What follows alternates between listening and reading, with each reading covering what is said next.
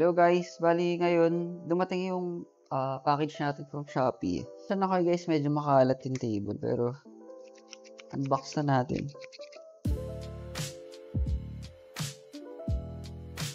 Doon, may isa pang box sa loob pala. Ito. Ano to? Ito yung ilaw sa plaka. Tingin ko. Ito, di ko pa alam. Ito yung nakakabit sa ilalim mismo dun sa tail. Ito yung dito nakalagay plaka, syempre. Ganyan yata siya guys. Yun! Ganito siya. Paano ba? Tara, kalikutin na natin to guys. Hindi ko pa alam. First tail tayo din ng 675 dito. So, sana makatulong tayo. Guys, ito yung tsura ng stock. Medyo may kahabaan siya, no? Ito, stock na tail light to. Integrated. Ikakabit to doon sa binili natin. So, good luck. Hindi na natin mangyayari. Hindi ko pa alam kung paano to. Kakalikutin natin. Samahan niyo ako. First step, may gagamba paano to. First step, siyempre tanggalin natin yung pillion. Nandito yung susian, guys.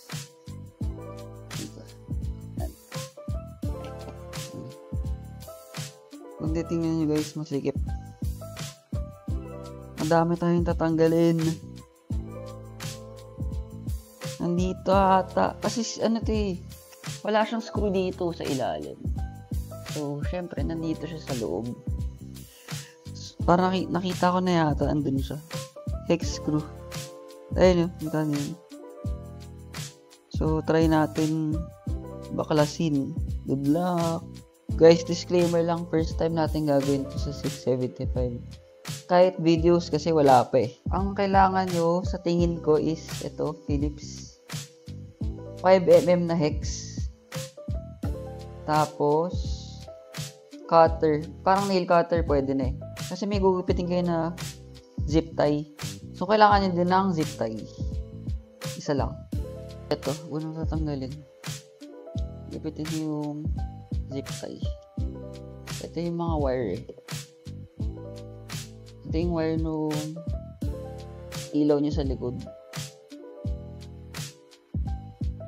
Baka nga ito pwede na eh. Ito lang tanggalan eh. Hindi ko sure. Ito ata kailangan para mas maluwag. Kailangan nyo ng screwdriver.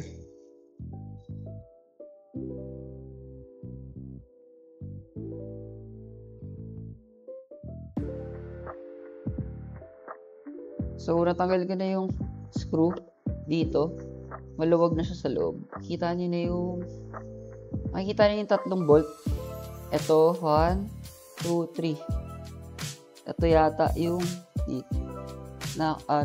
ito ata yung screw ng buntot. Ano to? So, next step siguro, tanggalin na natin yung hex. Ay, malaki to. Hindi kasha yung 5mm guys. 6mm yata. 6 nga. 6mm. Kailangan nyo din ng 6mm na hex.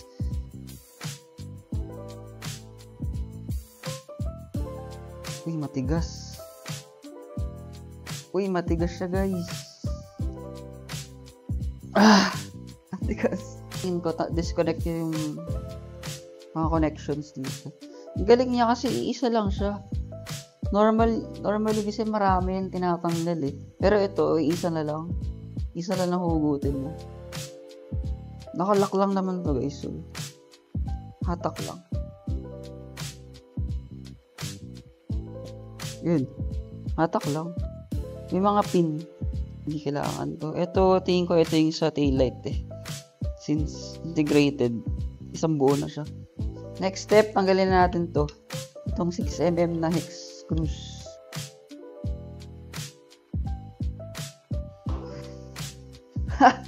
Sobrang tigas. Pero na-unlock naman natin. Yung isa.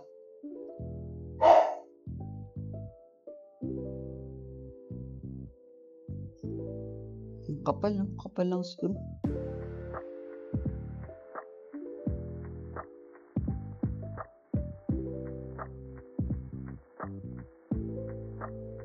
screw.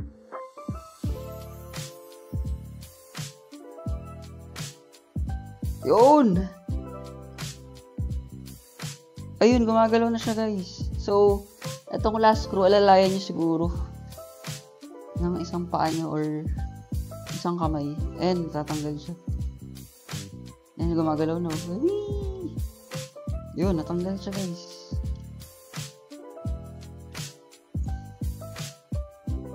Hatak. Ay! May isa pa siya nakakonekta, guys. Itong manipis na to. Yung unang tinanggal natin, ito makapal. Tapos may isa pang manipis. Ito yata yung ilaw sa plaka. So, hatakan nyo lang.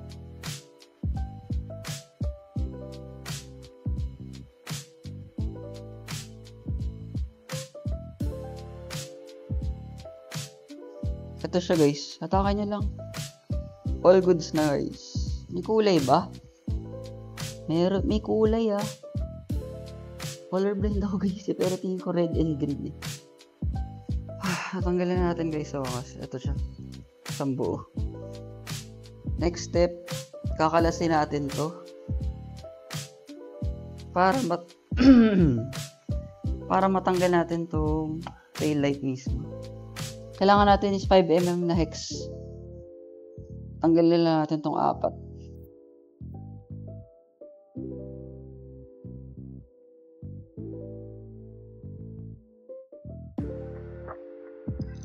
Okay na ba? Ayun.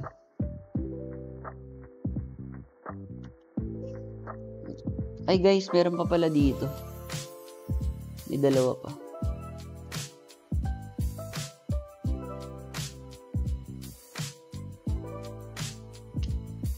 Okay na natin.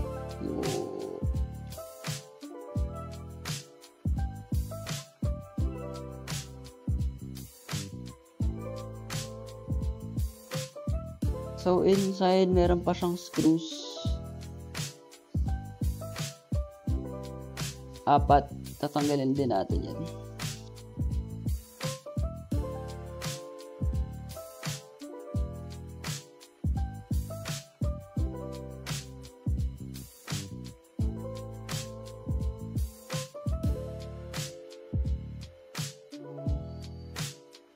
What's next? Oh, meron pa dito. 2 more. May 2 more screws.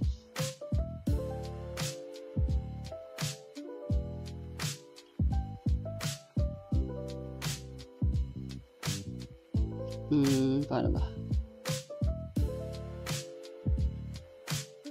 No idea. Guys, nagets ko na siya. Kaya hindi ko siya matanggal. Kailangan nyo tanggalin to. Pull lang. Pull. Saan na siya? So, ito siya, guys. Ganyan sura niya.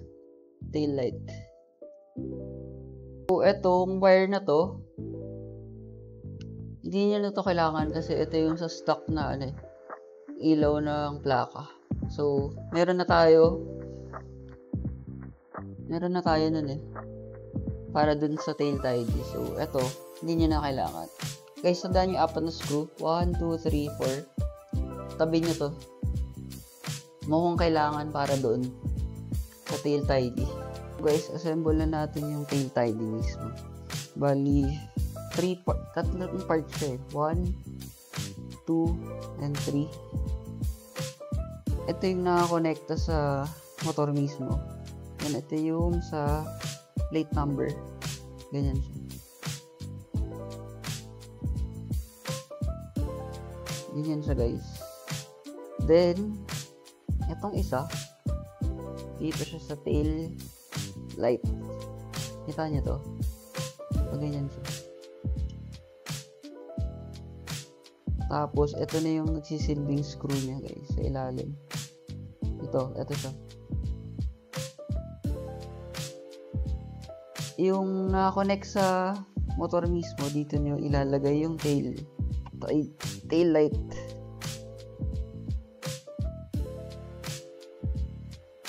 Yan, ganyan. Etong wire, shoot nyo dito sa loob.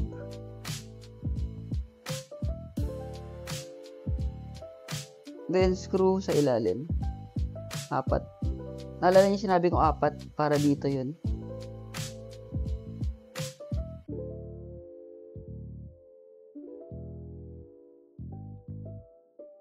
Yan guys, okay na siya, nakakabit na siya. Next step, yung kabitan ng plate number. Pero kakabit natin ito, yung ilaw ng plate number. Pag ganito yata siya guys, yung ilaw sa, oops, pag ganyan. Shoot niyo yung wire dito. First step, shoot niyo yung wire dito.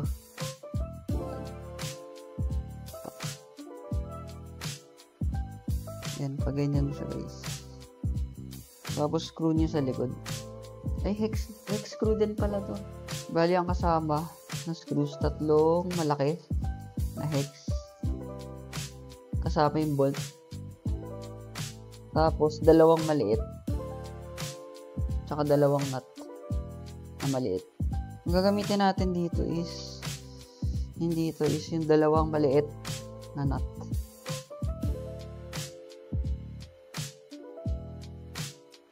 So yun guys, tapos na natin. Ito tsura. Siguro kung may ayaw ako, nakalabas yung wire dito.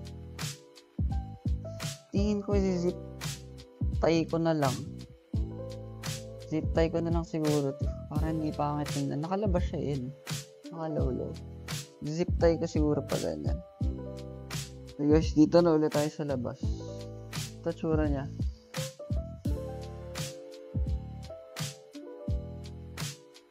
Pag kinabit nyo, ganito tsura. Yun siya guys. So, tara, kabit na natin. Excited na ako. Let's go. Hindi ko sure kung nakikita nyo, pero etong mga wire, pasok nyo dito sa loob. Lahat. Natak.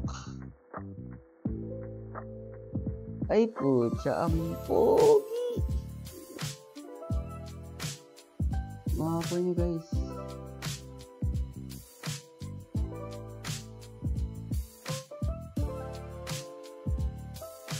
So guys, kinakabit ko na yung screws.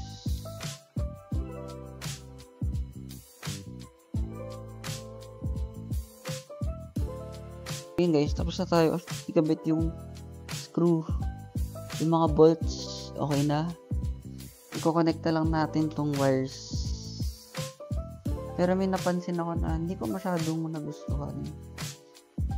Is yun yung ilalim guys. Parang may butas.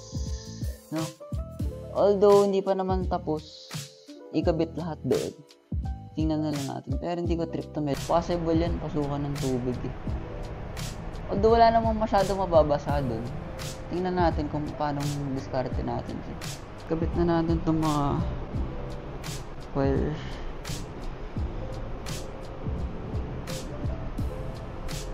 Ano ba? Okay. Plug and play.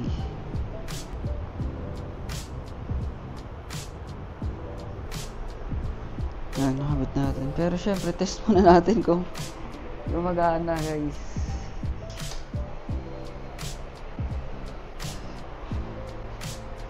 Ayan, umiilaw siya guys. Ito yung ilaw nung plaka. I-hazard natin.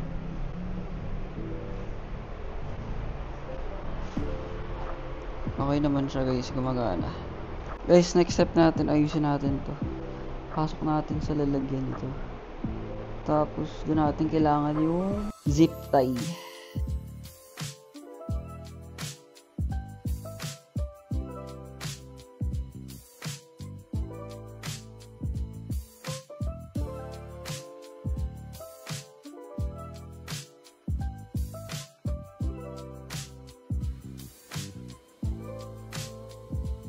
Okay na guys, nakaayos na natin loob. Siksik ko na ziplock ko na maayos. Well, yung problema natin kanina, parang naging okay, naharangan siya ng rubber. tinatasilbi nun. Ayun, no? Hindi na siya butas, guys. Naharangan na siya ng rubber. Update ko na lang kayo, guys, sa mga future vlogs ko kung nagka-problema tayo dito. Check natin.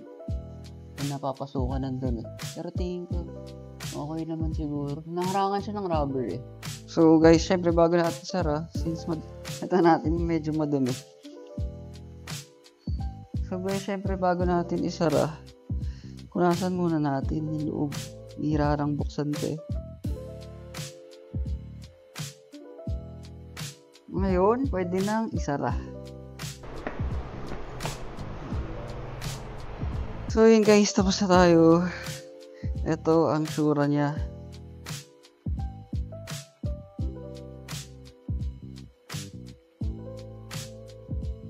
Luminis yung ilalim guys. Pwede nyo pala titok.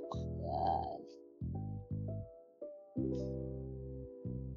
Ito yung tail tidy. Ito yung stock. Tail tidy. Stock na. Medyo mahaba-haba rin yung nabawas guys. So far okay naman. Okay naman yung kinalabasan. Maganda naman. Tingnan natin pag may plaka na. Tagal lumabas ng plaka eh. Ililink ko na lang sa baba guys kung saan ko nabili yung tail tidy na to. Guys, kung may question kayo dun sa kung sakali bibili kayo ng same, kung may question kayo, pwede nyo ako PM sa Facebook.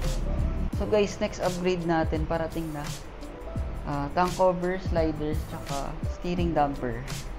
Ayan, i-vlog ko din yan isa-isa. So yun guys, doon nagtatapos yung video natin. Sana lang gustuhan nyo. Bye-bye!